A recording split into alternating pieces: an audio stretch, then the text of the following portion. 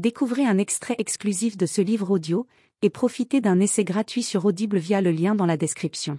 Encore trop contrarié. Non, ça ne se mange pas. Le regard de Ginny s'attarda sur les 3 cagettes qu'il avait portées à l'intérieur, au lieu de les laisser à leur place devant la porte.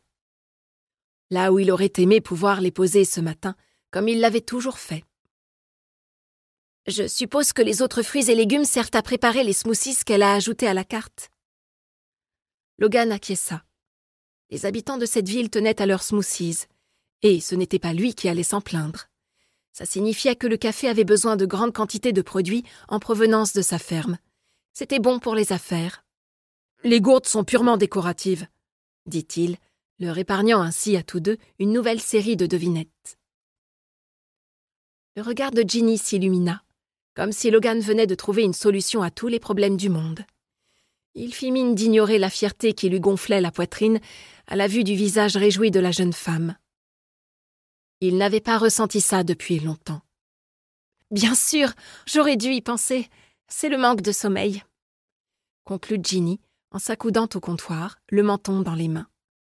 Elle portait un vieux gilet trop grand, aux manches si longues qu'elle recouvrait ses doigts, par-dessus un t-shirt usé et un pantalon de pyjama. Logan était presque certain que ce dernier était orné de motifs de hérisson, mais il s'efforça de ne pas y prêter attention.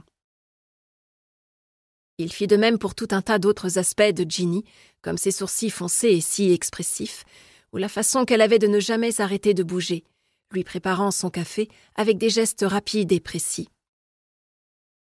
Un modèle de contradiction. Elle semblait à la fois efficace et complètement perdue.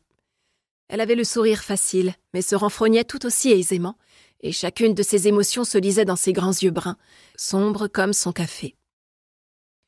Ginny se passa une main sur le visage, rompant le charme. Depuis quand la contemplait-il? Elle bâilla et s'étira, bras tendus au-dessus d'elle. Le mouvement souleva son t-shirt et dévoila la partie de son ventre juste au-dessus de l'élastique de son pantalon. Logan détourna le regard. Hors de question d'y prêter attention. Quand il s'autorisa à l'observer de nouveau, elle avait retrouvé sa position, coude sur le comptoir. De larges cernes bordaient ses yeux, et ses cheveux bruns, noués en chignon, formaient un nid brouillon au sommet de sa tête. La voir ainsi affalée, presque abattue, le bouleversait. C'en était même un peu dérangeant. Il n'avait pas le temps pour ça en ce moment.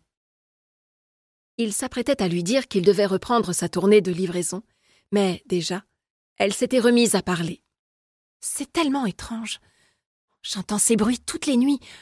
Vous croyez que cet endroit pourrait être hanté ?» Logan manqua de s'étouffer avec...